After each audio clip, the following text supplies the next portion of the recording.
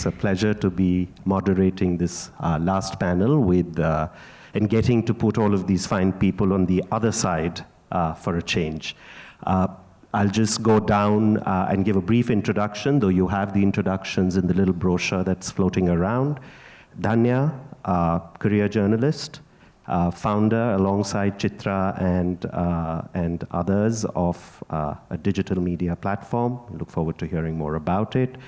Abhinandan, journalist, producer, director, writer, political activist, wears many hats, also an entrepreneur.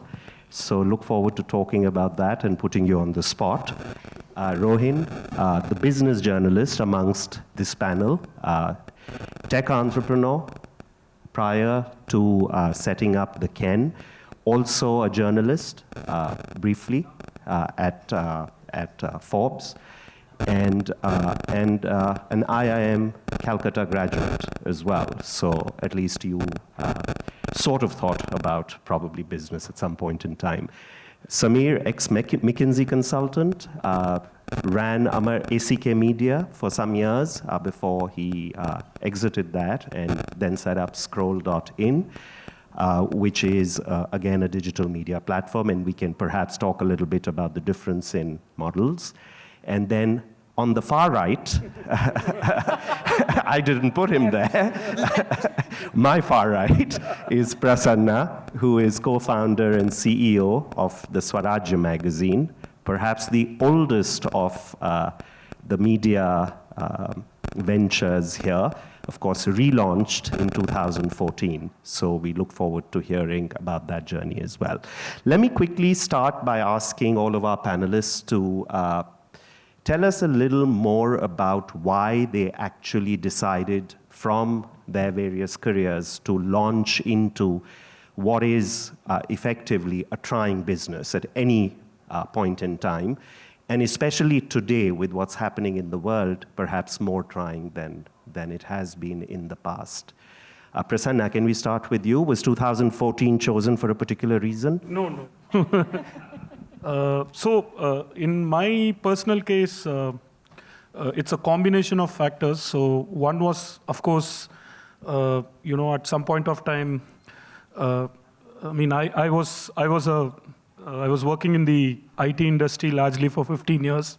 So I thought that I should probably answer an inner calling, so as to speak. And also, I was always a very engaged media consumer, in the sense that I used to read a lot of media outlets and consume the news. And I did have a feeling that there was a lack of ideological diversity in the Indian media landscape. And especially I've lived and worked outside India for 5-6 years, and the way in which India was perceived versus the lived realities. I grew up probably all my life, worked here before I went there. That was like radically very different, and I think some part of it, of course, some of the perceptions are certainly rooted in very valid reasons, but some of it is also because of information asymmetry, or probably the way in which the narrative is produced in the country.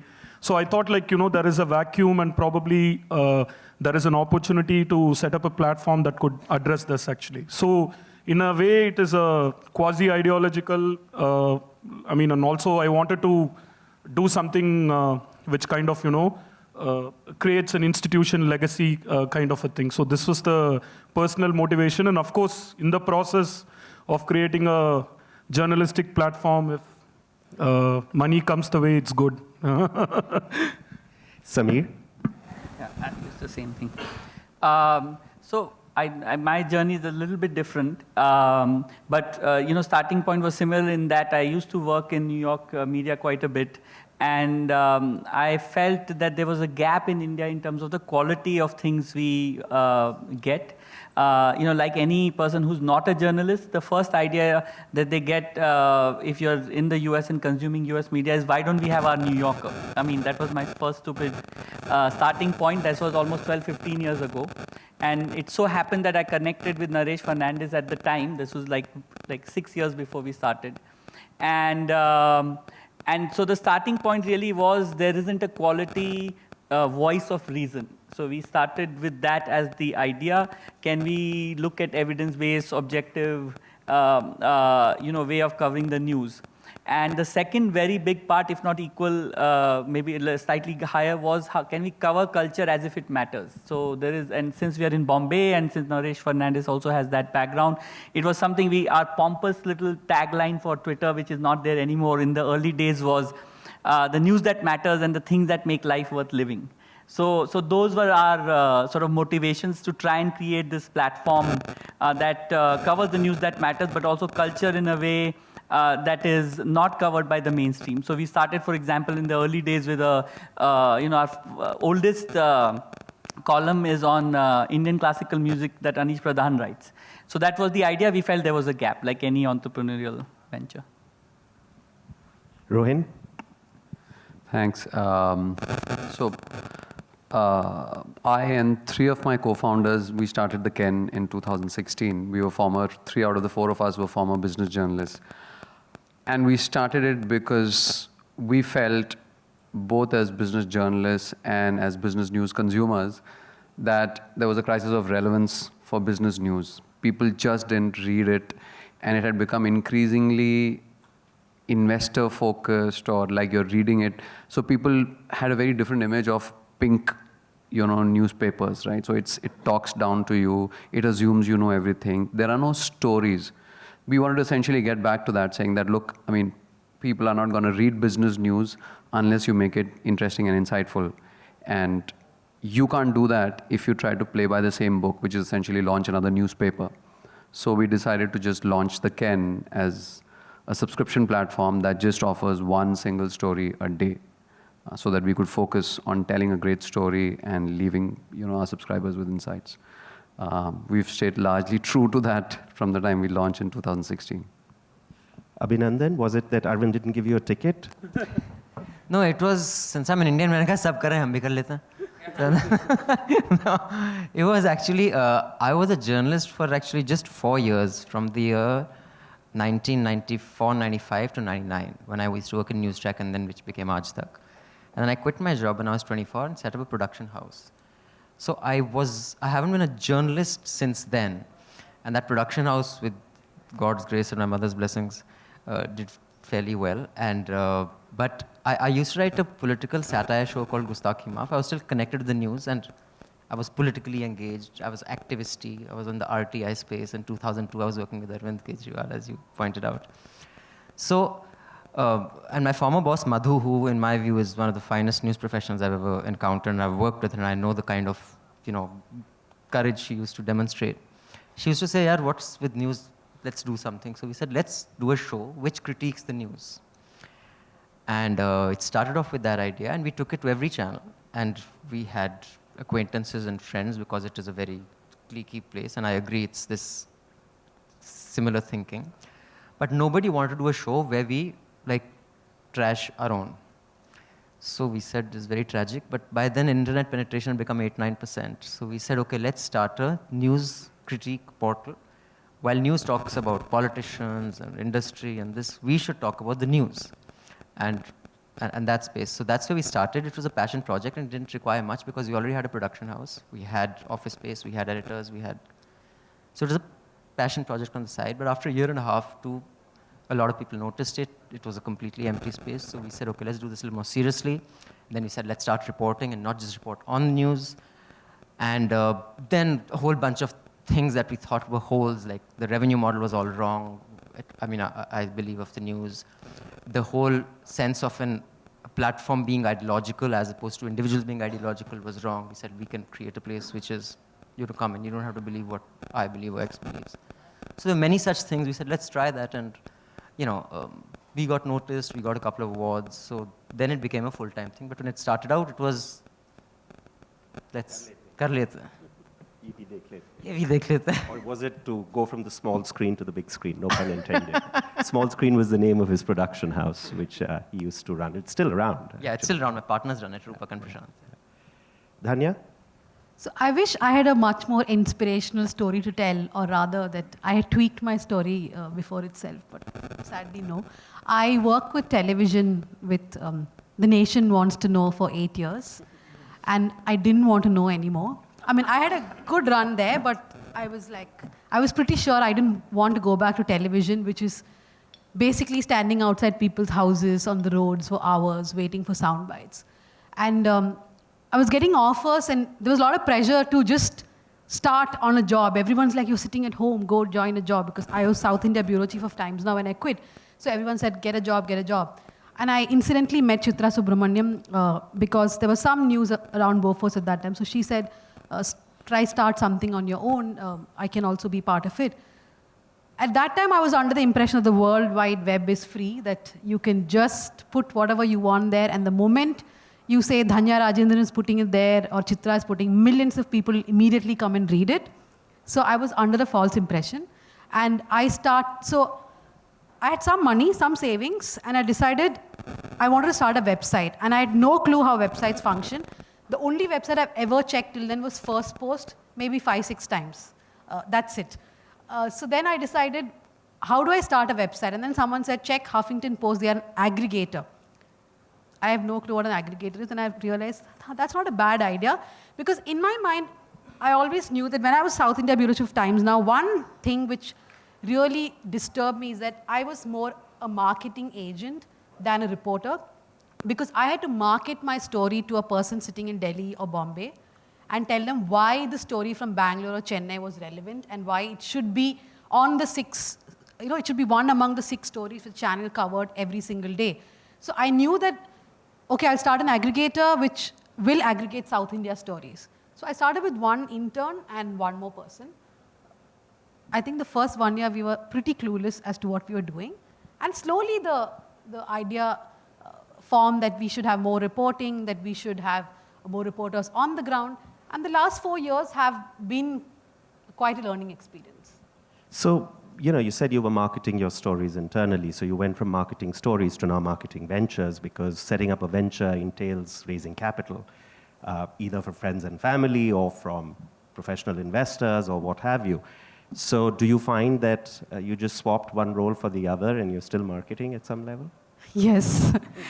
In fact, there are days I'm wondering I was better off with The Nation Wants to Know, because I just had to do my story and get away.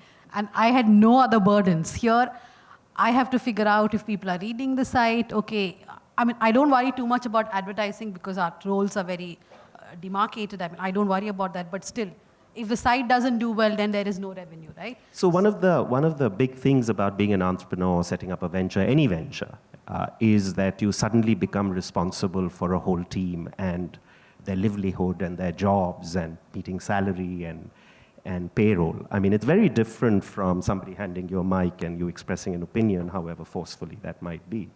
So how did you make the transition? I mean, some people never do, but as you think about the responsibility that comes along with being a founder or a promoter of a venture and being responsible for a team, because it sounds very sexy, at some level to sort of say, I launched a new venture or I launched a venture, but it comes with a huge amount of responsibility, which you don't necessarily have if you're working for a larger organization, perhaps. So how did you make the transition? Was it difficult? Was it easy? It was like walking in your sleep? Yeah, great question, Sid. Actually, maybe, like you said, there is certainly that initial burst of energy and enthusiasm that sustains you. In a certain sense, like for me, the financial insecurity that entrepreneurship, typically at least the early stage entrepreneurship, to be honest, that was addressed by the fact that my wife said that, you go and take a plunge and, you try it out.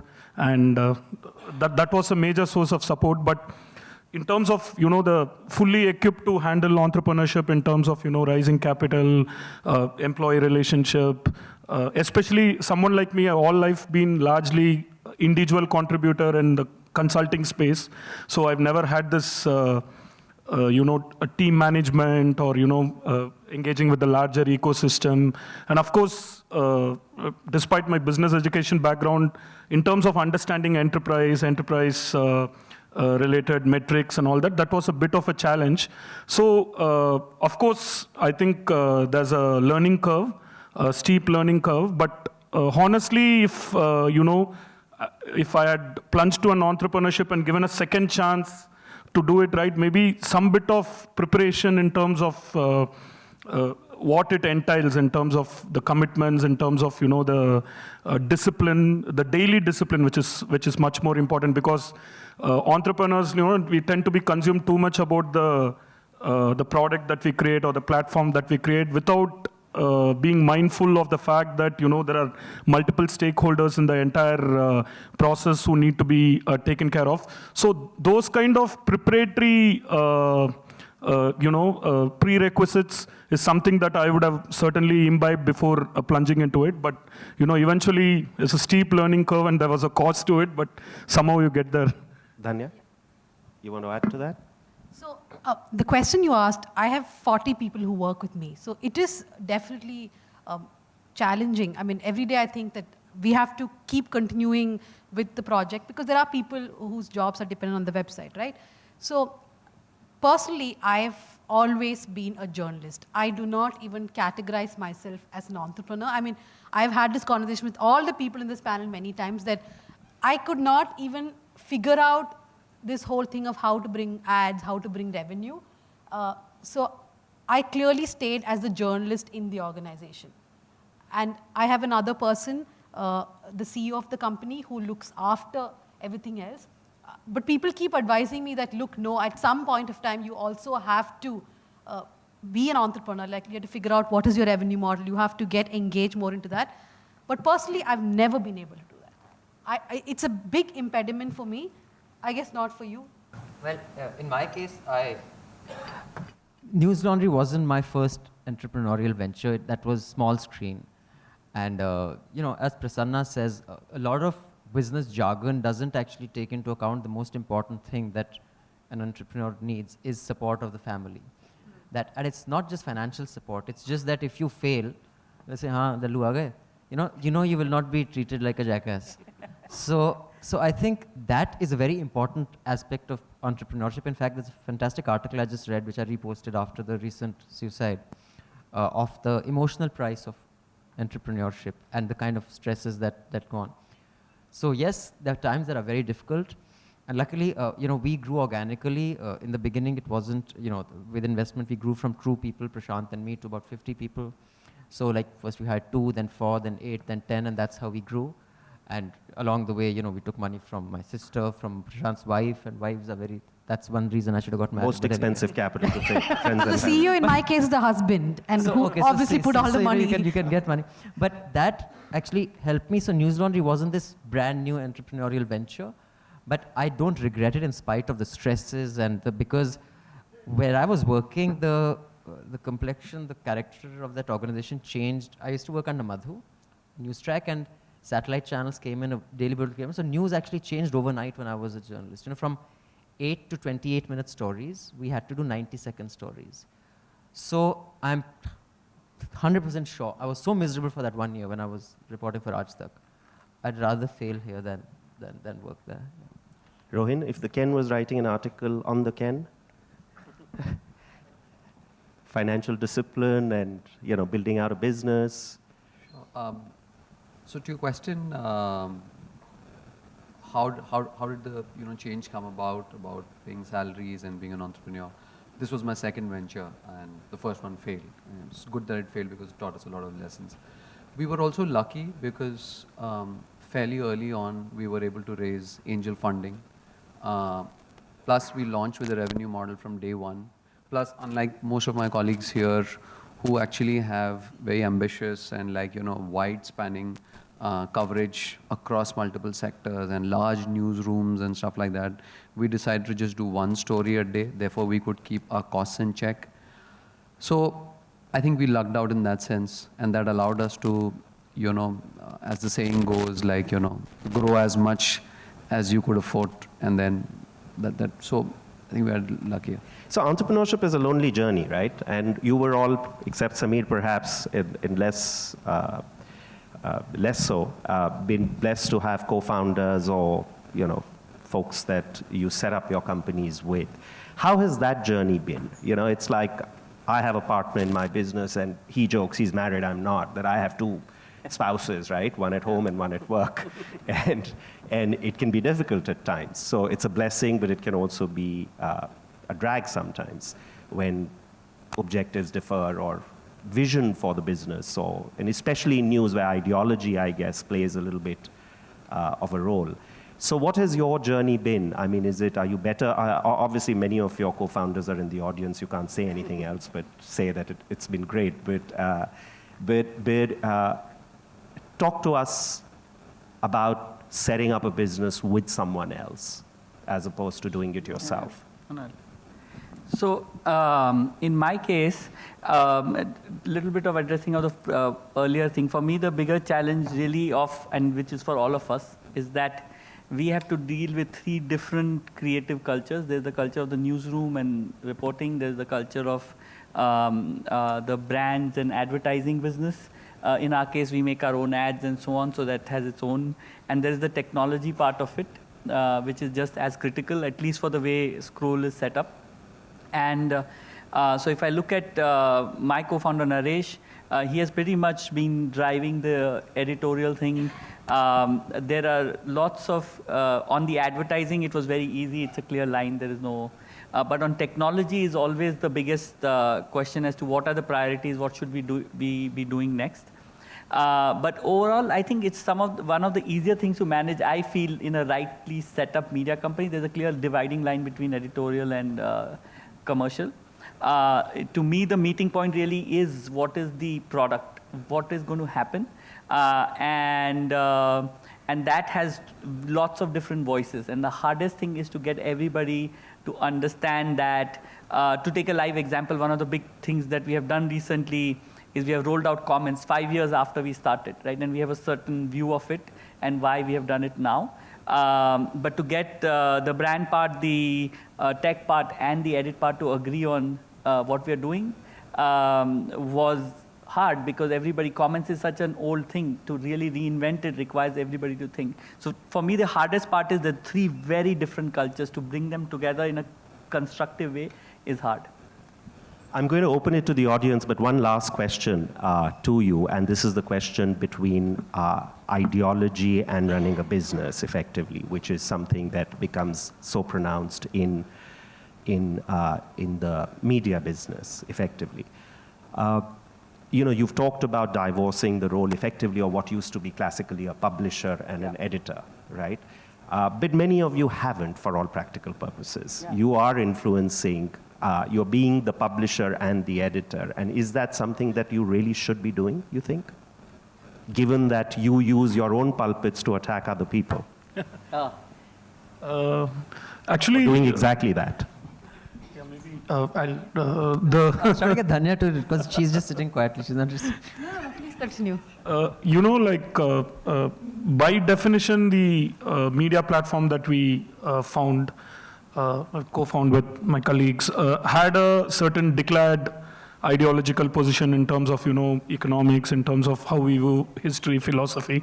So to that extent, the product becomes the brand becomes an extension, in the sense that let's say if I were running an e-commerce platform or a business which is not a media business, then probably the role of the CEO in terms of participating in a contentious ideological debate, or getting engaged in the daily news cycle, I think it's a good idea to maintain a safe distance. But since it's a media product, especially aligned with a certain declared ideological position, I think there needs to be you kind of become a part of that,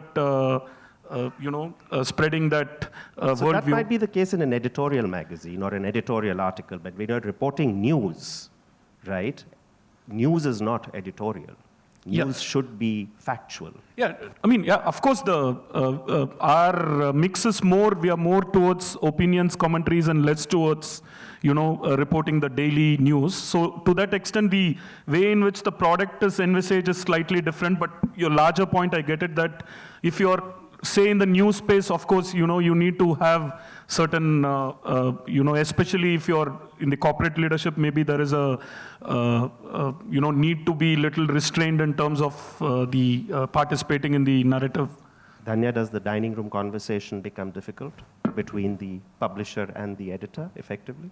It does often, but because you asked about bias and while covering news, I'm not sure that we can ever address that so-called bias successfully. For example, the way the bias starts in the story the reporter chooses to report. The fact that she chooses one story, she or he chooses a particular story and not the other one, is where the bias starts. And then how they report it, whose reactions are they getting, what is the story they're telling. So that bias is always inherent in every reporter and editor.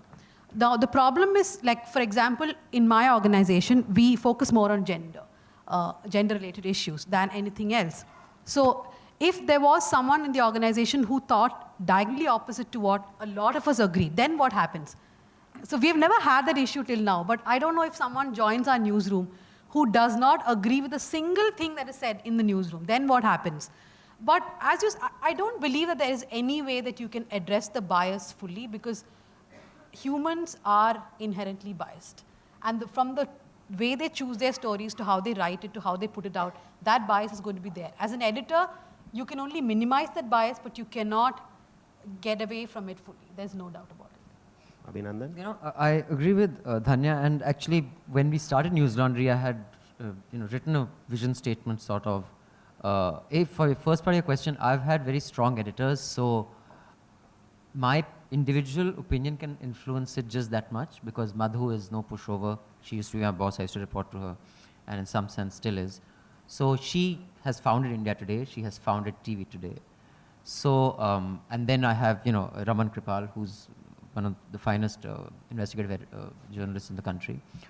So, but in that piece I wrote that individuals can be biased and will be biased, like right from the story you choose to tell. It may be factual, but the use of sentences and use of facts can put something in a particular way.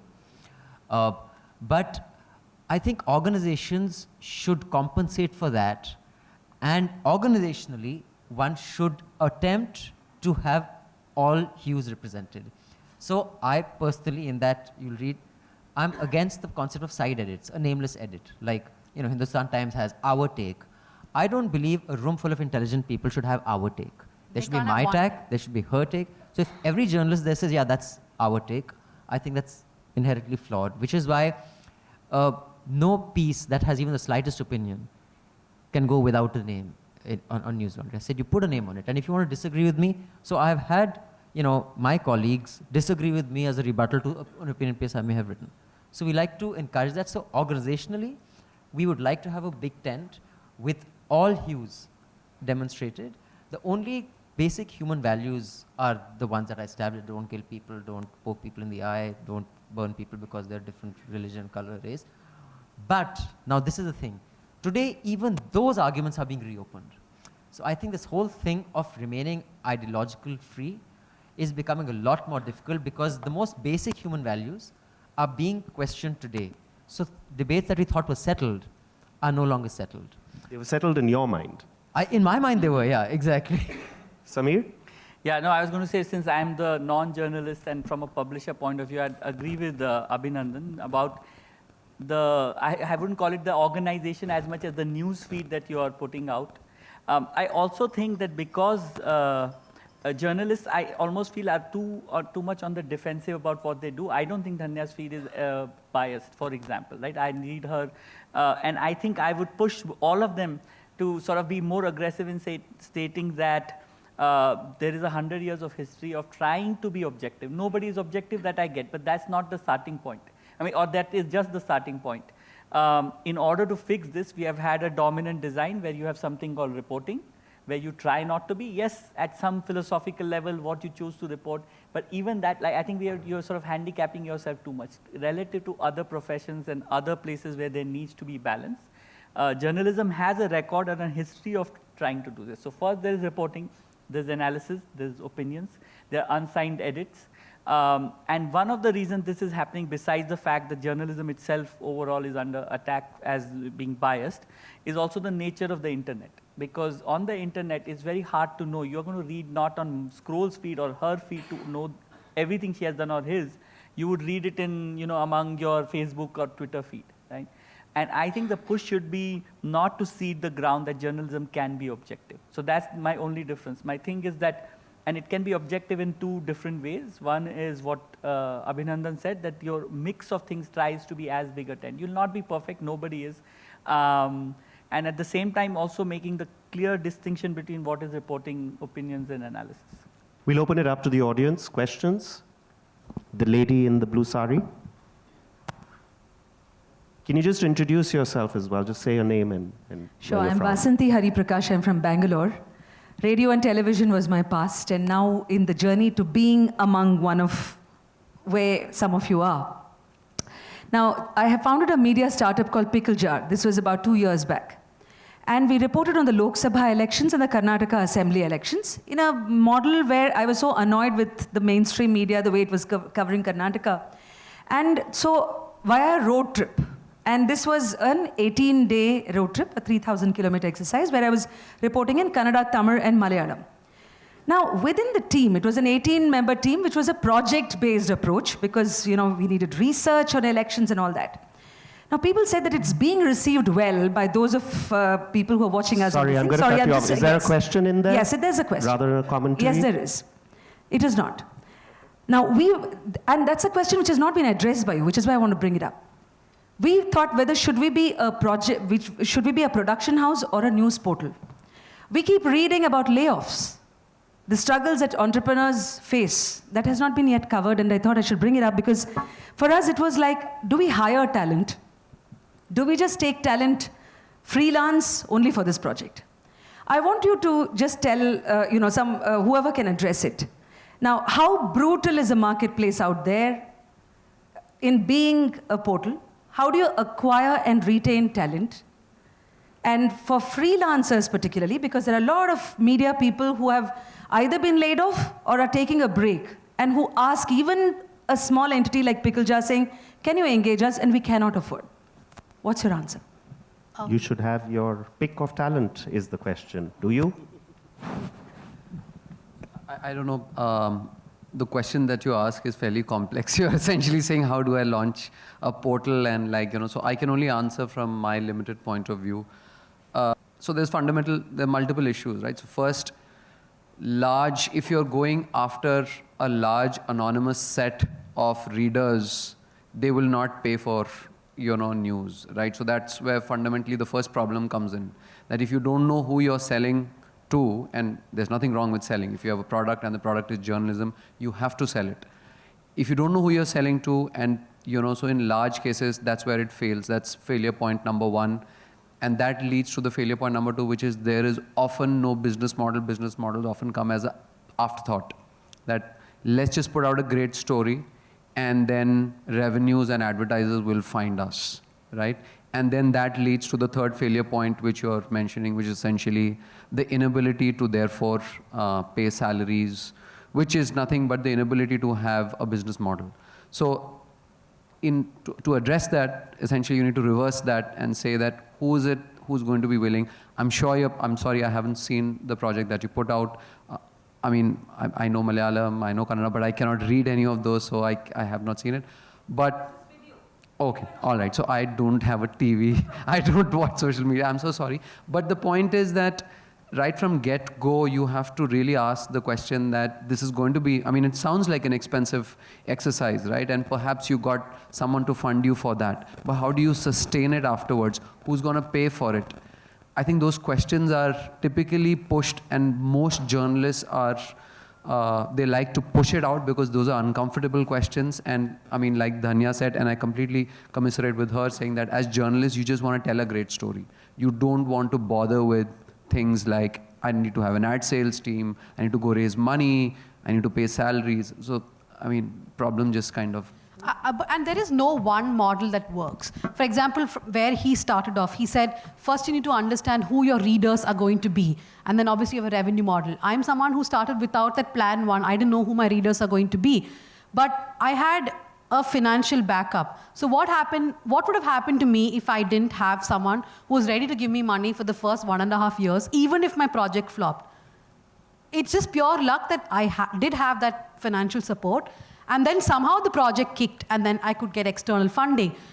see, for now, I've realized that this is a model that works, but I know that the News Minute is not going to grow beyond a point. Whether it's about views, whether it's about the team, because the moment I try to grow it to 60, 70, 80 people, I will not be able to sustain and survive. Which is why we have been the same size for the last 2 years, unless we decide, okay, we're going to get lots of investment and expand. So everyone, I think, needs to have their individual plans. And you can have a revenue model right from the beginning, or like me, you just like become a little... Just one additional point. Actually, if you want to start a journalist venture, of course, the journalist can be part of the founding team, but based on my own personal experience and want to share is that you should always get people as a part of the founding organization who have some non-journalistic background or who come from a business background. Because I remember like we had a couple of journalists who are a part of our founding organization. The entire idea of, the rigor and the economics that you need to put out to build a robust business model, revenue model and all that almost seemed like an anathema. I mean, in terms of they were like so resistant to that idea that, you talk about. Of course, like he said, good journalism has to pay for itself. So if we do some modeling that, this is the traffic that we get at a certain point of time, this is the distribution strategy that we need to have, they almost think that, this is something that is something that even doesn't need to be discussed actually. So they have that, some kind of a resistance towards the understanding the economics of media business. But even the entrepreneurs in other sectors today, it's the SoftBank economy. Everybody expects to be funded for doing nothing or producing nothing, right? No, but coming to, I think I'd just like to pull back in the macro picture that you said about layoffs. I think it's fundamentally, in my view, there's something deeply flawed with the news model in India specifically, and I'll tell you why. Because large industrial houses are willing to sustain huge losses in media because that in their balance sheet could be written off as a lobbying expense or a marketing expense. So if you're talking about the market deciding who's best, the market is not deciding, because the market shall punish the bad performers, whether they are mismanaged, whether the product is bad, and they will fail. But that is not true, because if media and industry are so intertwined, then even bad performers are afloat, so the market is messed up.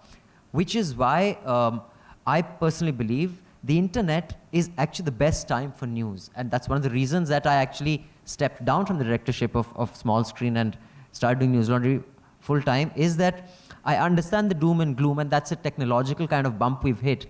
But there has never been a better time for news professionals to try to evolve a model like there is. And I think the Ken is a fantastic idea. They have a very narrow target, and they're doing that brilliantly. And with time, I'm sure, someone will sit on Rohin and say, "Badha aise." So, but till then, I'm sure that, but actually, I really think this is a very exciting time. It may be challenging, but I think we'll emerge stronger from the internet has changed everything for us. The gentleman in the corner, please introduce yourself. Hi, I'm Abhishek.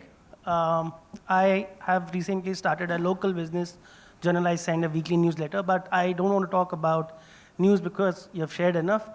Can all of you share one book which you would want all of us to read, buy, and also a reference about your favorite organization, news platform which you looked up to before you guys started? We can skip Indian organizations for that matter because we all know most of them. The ones which we don't know. Thank you. I think in terms of media related, I'm assuming news book. I think there is a book by. I'm trying to remember his name, but it's called The Attention Merchants. It's about the long history of how media companies, rise and fall. And it takes an academic view, but it's a very bracing view at the same time. It's a realistic view of what happens. We kind of think the internet is a new thing, and it looked like the same things during radio, television, all through, right? So there is certain. So I think that I would recommend you look at The Attention Merchants. Prasanna? In terms of. I don't have a particular book that probably helps you understand the media economy or something. But in terms of personally, the publications that I've kind of liked and probably inspired, one obviously, it's the Financial Times, which I think is a gold standard in journalism, according to me. And of course, though I necessarily disagree with everything that they write. Economist is still a good publication, and of course, keep benchmarking against it, and they produce some very fine work. So these are the two publications, and in India, of course, there are Live Mint is probably a good publication that you can look at. Dhanya?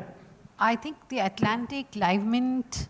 I actually also like the Malayalam channel Asianet because I've always found them doing good stories. So The investors of HT Media are not very happy these days, by the way. So it doesn't necessarily translate into a good business model. Rohin? So, I mean, FT, of course, but I think the New York Times, for what they've achieved in terms of being able to successfully make the transition from being like a great print newspaper to being a great subscription-driven digital, I think they're really hitting it out of the park among all digital. I mean, it's like the role model of how, quote unquote, legacy media can end up becoming like a leader in digital subscription journalism. And I don't have one book to give you because, I think there's lots of great books out there. But my advice to you, do not read anything about media. Instead, read books about great products, great founders, great about entrepreneurship. Because I think the best examples of how to build a business will be found outside of media. And I think there's more scope for you to bring in better lessons from, for example, a software startup or a consumer startup into media than to look within a fairly limited pool of media and just basically everybody's trying to copy one thing from one company to the other. Abhinandan? Okay, Can we restrict ourselves to one question? As far as the book is concerned, I would recommend Adventures in the Screen Trade by William Goldberg, I think is his name. He was the leading screenwriter of his time. He wrote a script called Butch Cassidy and the Sundance Kid, which was the most successful Western. It's a fantastic book because he talks about the thesis that no one knows anything, that the most successful screenwriter can give you the biggest flops, and in something that is it doesn't have a physical form like cinema. How one success doesn't mean you know the business, and a couple of failures doesn't mean you don't know the business. So I think it puts that perspective that while there are certain rules, you can still make your own. And as far as the products are concerned, I was hooked on a podcast. I'm still betting heavily on podcasts. Going forward, we want to make Newslaundry very heavy on podcasts. I think it is the future. It is the most immersive experience. It leads to the most subscriptions. So I was hooked onto NPR podcasts and just some stories of the way they raised money, like video and text can't raise money like that. You had it. Questions? The gentleman at the back? Hi there. My name is Roland, and I'm a subscriber to the Ken and love the model. You talked a little bit, this is my questions for Rohan and also for you, Siddharth. You talked a little bit how the model is completely different. It's more community-based. People put up their organizations, their titles. There's a comments section, which is often engaging with good questions. It's one article per day, which is 12 minutes. And the writing style is often snappy with injections of personality and then also data. So the whole model is completely very different. So I'm interested in some of the, obviously you've moderated your ambitions and expectations, and obviously you've announced on the site there's greater funding, you've hired someone in Bangkok and so forth. So I'm interested in some of the things the unexpected things that you've learned in your journey while doing this, and I'm also interested from Siddharth's perspective on what you would need to do if someone like this came to you and said, look, we're community focused, we have a strong subscription base, our engagement levels or the amount of time people spend on the platform is high, how you would look at that as an investor investing in this platform. That question is easily answered. I invested. Rohin, all yours. There's a bunch of questions that you've answered. In the interest of kind of hurrying this along, I'll try to restrict it to probably one new thing that we discovered, which we did not know earlier, is that even though we thought we don't have an ideological point of view and we don't cover news, it ends up finding you. So even in business news, A lot of people fault us for saying that you're constantly critical, you're constantly negative, you're dissing the biggest startups out there which are worth billions of dollars. What have you built, right? So it's fine, like, you know, so I don't think there's any media business out there where there will not be somebody who's saying that you're biased, you're sold, you're a shill. We thought it would be different because we said, hey, we won't cover politics, we won't cover culture. Like, you know, all the things that are subjective, we'll keep it away. We'll just stick to business reporting, right? So it's just there. And every day we piss off people. But I think every day our net piss off to, you know, I don't know what, like turn on ratio is, I think, positive. As long as that stays positive, I guess our retention ratio stays positive. So we are out of time, so I'll take the benefit of being the moderator and try and answer your question less facetiously. What we look as an investor, typically, irrespective of what sector it might be, is the entrepreneur first. The passion and the energy and the background and what that entrepreneur is really bringing to the table. To me, as a serial entrepreneur myself, I think the most important thing in a venture is really the people who are engaged in it. I've actually backed ventures where the original business model completely failed, and then they changed it and they made the venture a success.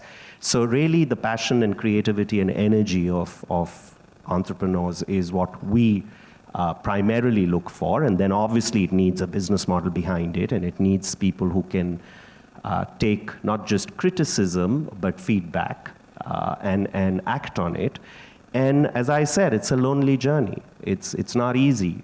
It's difficult. You get up in the morning and, you know, you're responsible for a brand and for people and for their families in extension and for your own journey. So hats off to those who make this journey, but it ain't for everybody. With that, I'd like to thank our panel. Thank you so much for sharing your journeys and your stories. Thank you. Thank you.